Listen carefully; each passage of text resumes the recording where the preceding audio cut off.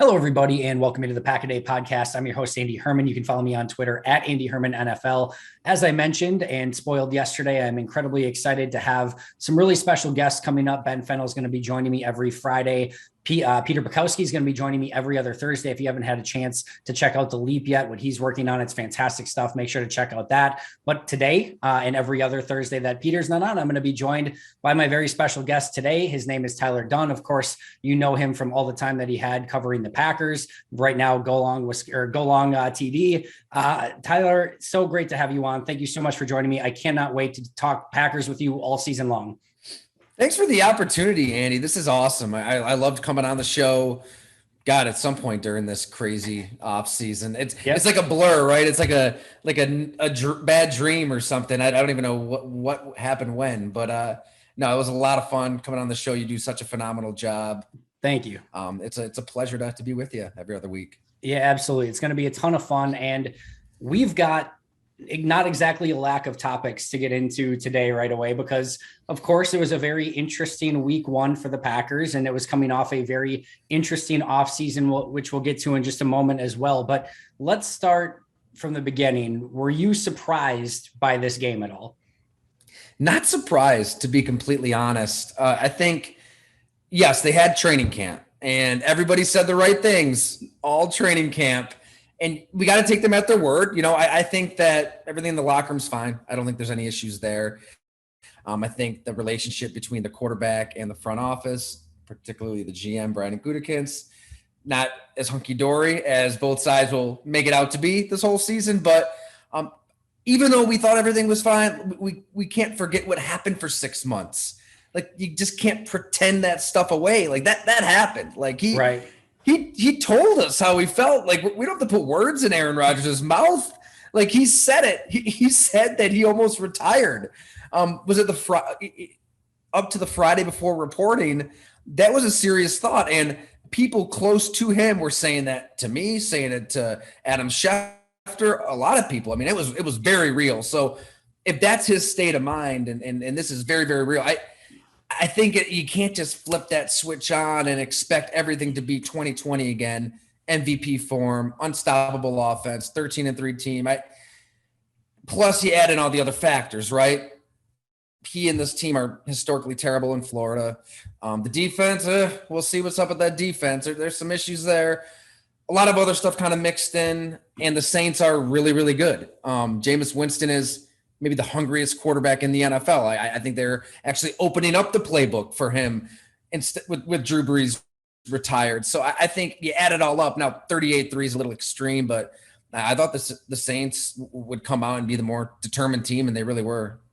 They were 1,000,000% the more determined team, but to a very high degree, which was a little bit scary in a variety of different ways. The interesting thing to me, the most bizarre aspect of all of this entire offseason stuff is that at training camp, and I know you can't just flip a switch and everything like that with all the Rodgers stuff, but and I've said this on here, if you would have fallen asleep after the NFC Championship game and woke up the day after Aaron Rodgers' press conference, watching training camp and watching his interviews and watching the interactions on the field, I'm not sure you would have known there was an ounce of difference at all. He looked fantastic. And again, it's just practice, right? And even when the Jets were there, it's just the Jets. So that's another team entirely that probably has a lot to fix. But I'm surprised in the fact that it looked that good and everything seemed that normal after that point. And then they crapped the bed as much as they did in that opening week.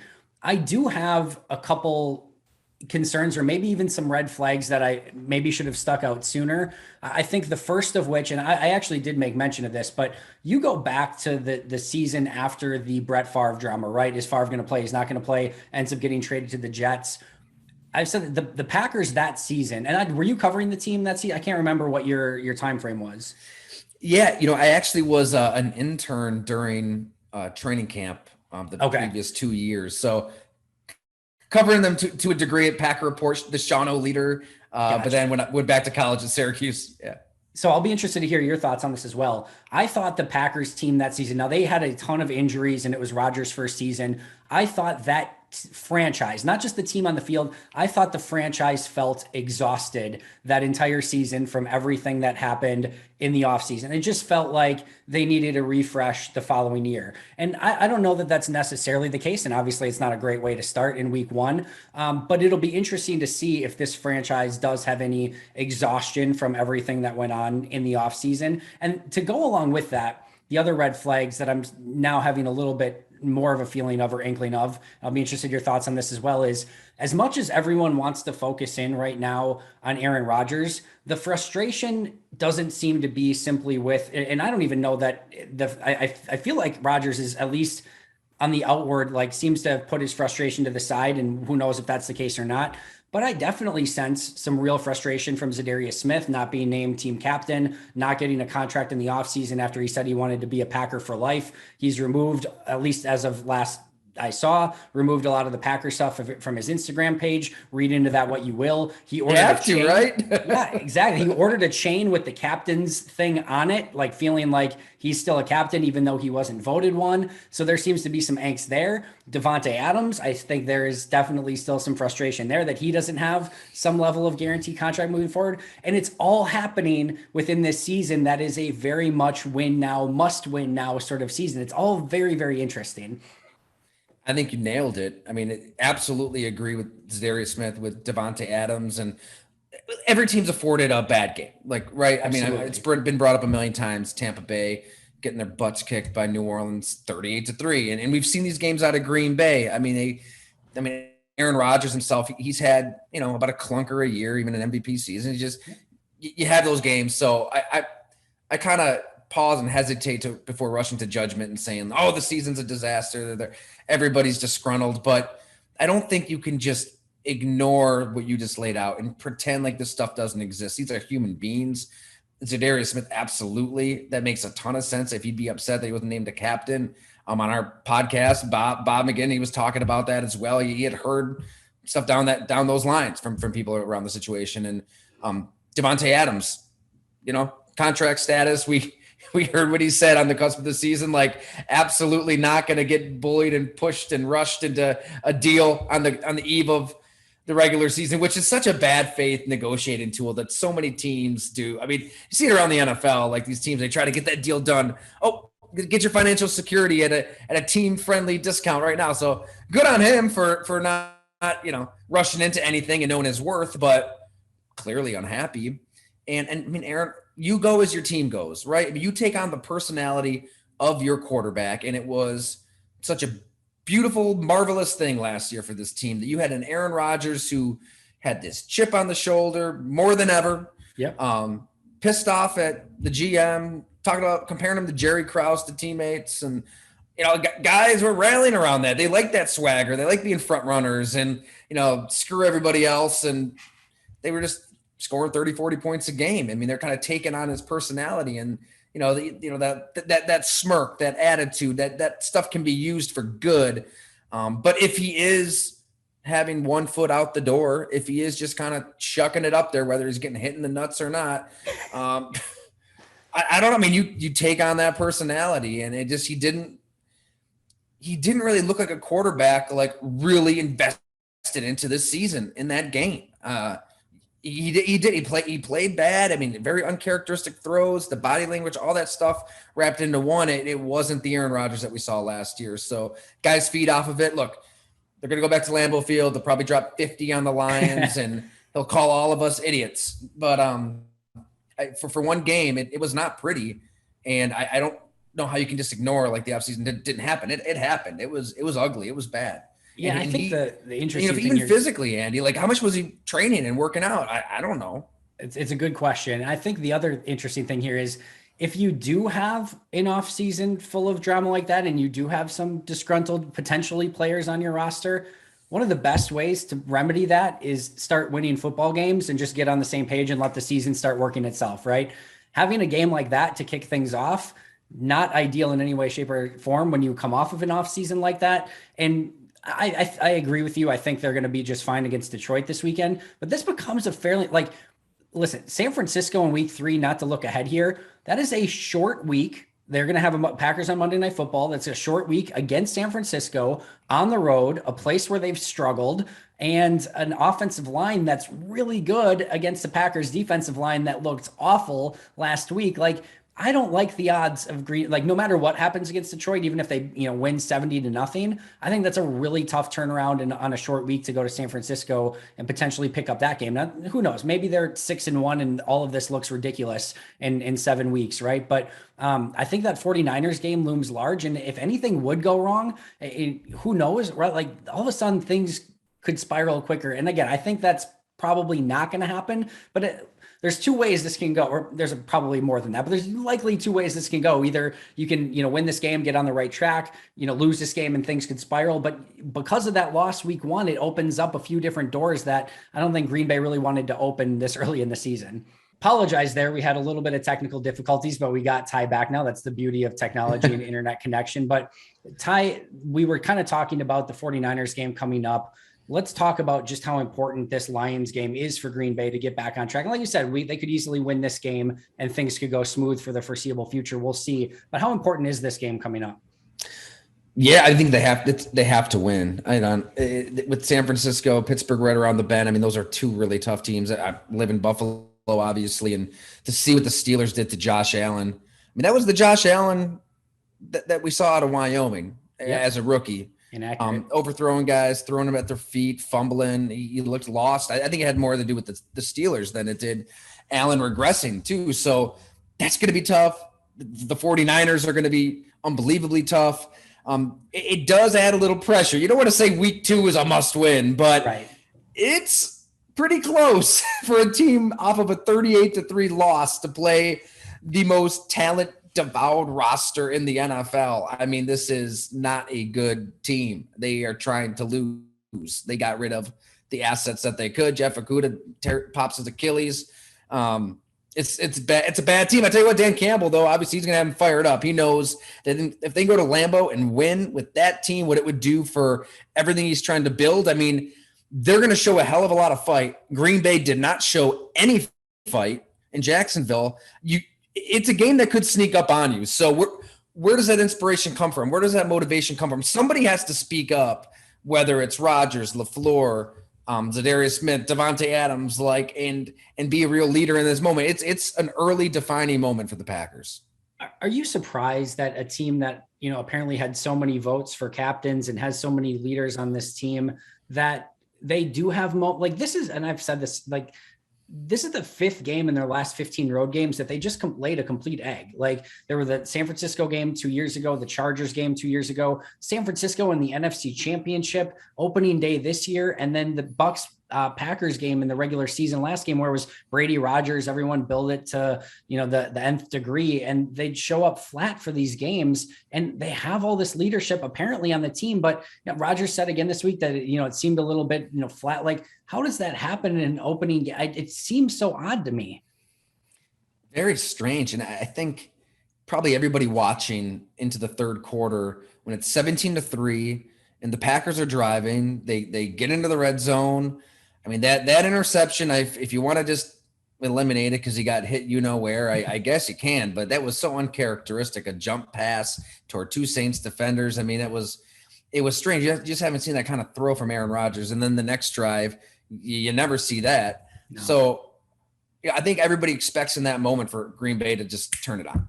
And it happens so often with Aaron Rodgers, with this offense. Like when they need to put one of those drives together, they just do it. And it felt like that was one of those drives they would just put together, score, find a way to get back into the game. They're led by Jameis Winston. You have the league MVP in Aaron Rodgers, but it went the complete opposite direction. Everybody just seemed to kind of quit. I mean, it sounds harsh, but it was rough to watch in all facets. It was ugly. I will say, I don't know if it's just coming from Matt LaFleur or Aaron Rodgers, because he does have the power at the line of scrimmage to change calls, obviously. Mm-hmm. But where was A.J. Dillon? Where was Aaron Jones? Where was the running game? I mean, this is the same conversation that you probably had on this show. I remember we had it at the Milwaukee Journal-Sentinel. Out of that 15-1 season, remember the next year, everything kind of came so difficult for this Packers offense, and they couldn't just automatically, boom, flip that switch and score at will because they couldn't run the ball against those two deep looks. These teams are sitting back with two safeties. They're begging Green Bay to run the ball. They didn't have a running back that could take advantage of that. So what do? The next draft, they take Eddie Lacy and Jonathan Franklin, and Lacy is kind of the short-term cure. Eventually, he wasn't in the NFL for many reasons, but like he was what they needed in that moment. You have those backs. I mean, A.J. Dillon had a couple nice runs. Aaron Jones, next to Rodgers, is the most valuable player on the team. He's an unbelievable talent. Just where was that adjustment coming from? It seems to me, and I kind of related it to a poker player playing on tilt when they lose a big hand. Like, they seem to get so incredibly impatient when things start going awry. And it feels like they just are like, we're going to put the ball in Aaron's hands, and we're going to try to get 21 points back in one play, which obviously doesn't work very well. But it feels like they get so impatient and just kind of abandon the running game, abandon their game plan. I know Matt LaFleur talks about having, a get right, sort of game plan within his offense of, all right, things are going bad. We want to get some points on the board, but you're playing into their hands at that point, especially if they're playing a lot of cover two. They're not going to give you any of those shots down the field. Now, we saw Rodgers throw the one right before halftime between a corner and a safety. Yeah, like every once in a while you can make above human level throw that nobody else in the world can make because you're Aaron Rodgers and fit it in a spot where only Devontae Adams can come down with it. But those things are not repeatable processes down in and down out, especially when you've got a young offensive line. And the other thing too, is when you're not running the ball, now you've got two rookie offensive linemen. The Saints can just tee off. They know you're not going to run the ball. It was another great example on, the 4th and 2 where they go play action on 4th and 2. The Saints are laughing at it, being like, we know you're not going to run the ball on 4th and 2. We know Aaron's going to keep it in some capacity. So all of the jet sweeps, the motions, the play actions, all of that goes right out the window because you're down and you're playing aggressive. And all of the game plan went out the window, and it was tough to watch. And you talk to any offensive lineman, I mean, especially young offensive linemen like they would prefer to move forward than backwards, especially in that kind of a game. And it's hot. You're out there for so long and you're not used to this climate and you're going against this ferocious defense that's getting pressure. I mean, the last thing you want to do is be backpedaling that much. Like get moving forward. I don't know, somehow change the tempo of the game. It's not going to be this shootout where everything comes easy. Just try to grind it out and chip away with the intermediate passes. I mean, where was Randall Cobb? Like he wasn't even on the field. Like this is where Aaron Rodgers wanted. And I mean, maybe they just think he's washed at this point. He can't get on the field. Maybe I don't know. It was strange. Like he's a kind of a player that he's the kind of player you think they would need against that kind of look. And he wasn't even out there till the end when it was mop up duty. So Marquez Valdes-Scantling is going to go deep. He's big. He's strong. He didn't have that great a game, obviously, tripping on the one deep route the top. Yep. Devontae Adams wasn't that great. Nobody played great, but that kind of threat would have been nice, right? It was so disjointed in so many different ways and so mostly uncharacteristic of what we've seen from a Matt LaFleur team these last couple of seasons. Obviously, this has been a little bit of a show to kind of recap and rehash some of the things that went wrong, but there's still a very good chance that Green Bay rights the ship here. Where does that start, Ty? Like how do you get the awful taste out of your mouth? And of course, playing the Lions is a good way to maybe potentially do that. But what were maybe some, maybe not fatal flaws, hopefully, but some flaws that you see, and how do they start righting the ship a little bit from all of the bad that they put on tape this last week? I mean, we can definitely talk about the defense, and I mean, it was not pretty. Kevin King got beat again. I'm sure the fans didn't like seeing that. Jameis Winston is perfect. The least efficient quarterback. The last time we saw him was the most efficient quarterback. Talk about that. Can talk about the running game. Talk about the receivers. Talk about special. It's about Aaron Rodgers. It really is. I mean, he's the league MVP, and he's got to be able to rise above all this other stuff. Yeah. And he has, for the most part, throughout his career, up until the NFC Championship game. He rises above any issues around him. He's got to figure this out. And he didn't know if he wanted to play football for the longest time. He told us he didn't know if he wanted to play football. He was on this quest of personal fulfillment, working through whatever he had to work through. But he's there. He's the starting quarterback for the Packers. We were told that he's going to give it his all this year. He's doing it for the players, doing it for the coaches, doing it for the fans. Everybody around him deserves better than what they saw. It was one of the worst games of his career. And for them to right the ship, it just starts with him. And he's in that position of leadership to flip that switch and to get everybody rallying behind him. And he's done it before. He can do it again. Last year was a little different. You know, it was kind of like, I'm going to stick it to you for drafting my replacement. You know, I mean, Yeah. He was. Now that stuff's kind of out there. Now we kind of know he's thought about retirement. He doesn't want to play for the Packers beyond this season. They worked out whatever they worked out behind the scenes. Feels a little different. It's a little stranger.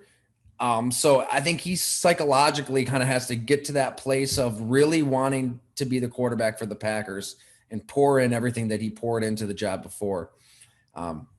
Be good. It's a long season, right? Like, Yep. That's why I'm not going to rush to judgment and say season's lost.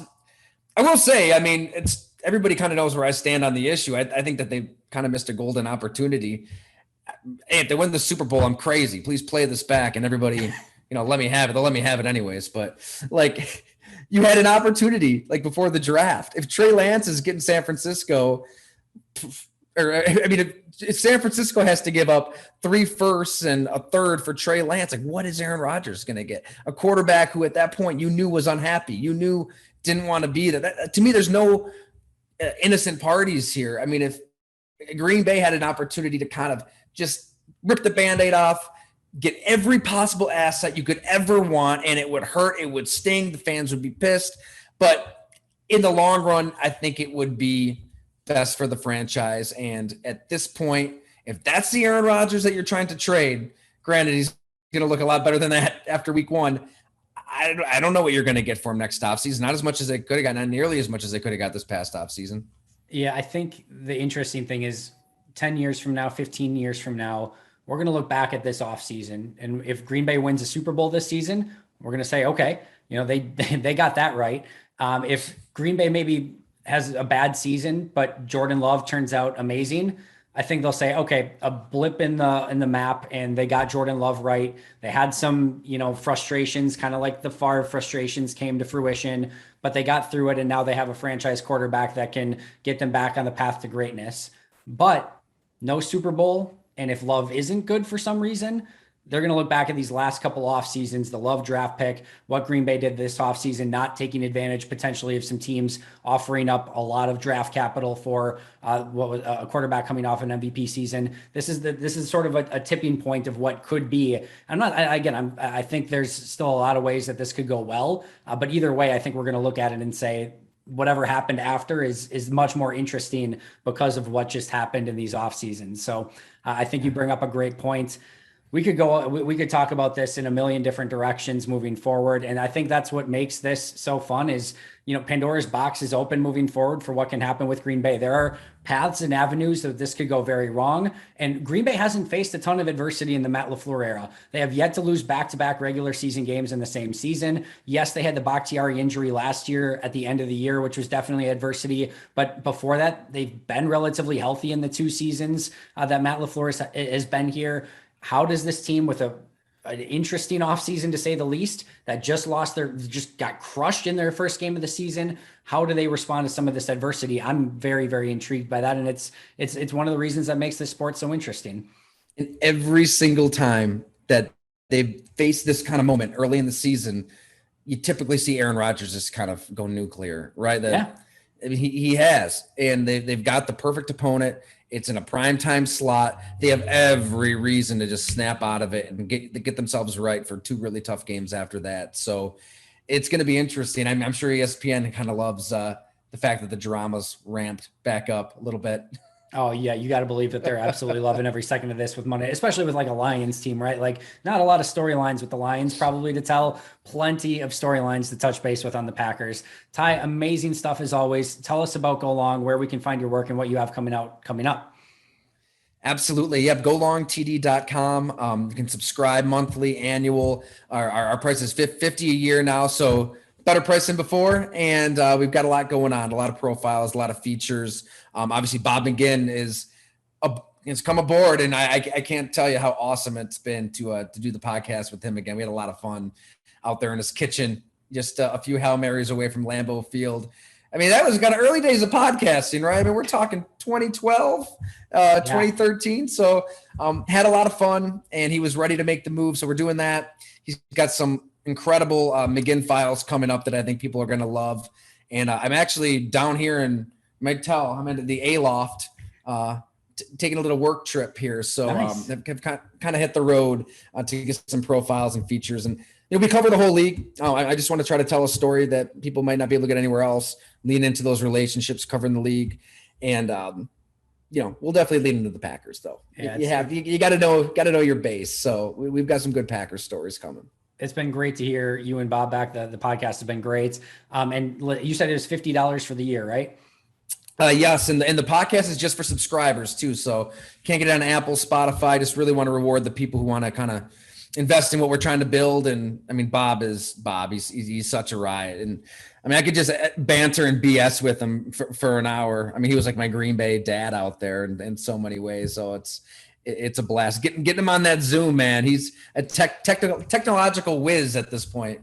Awesome. And anyone who's listening, trust me, when draft time comes around, you're going to be paying the $50 to get all of McGinn's draft stuff anyway. So do yourself a favor, sign up now, get all of Ty's awesome stuff during the course of the season, get the podcast with him and Bob, and then all of Bob's amazing draft stuff will be there as well. So it is a win-win situation all around. Super excited that we've got another outlet covering the Packers. As I always say, Ty, there's enough oxygen for all of it. And that's what makes the Packers and covering the Packers so special. Cannot wait to do this again in a couple weeks. Thank you for joining me. Everyone go check out GoLong. But until next time, and as always, go Pack Go.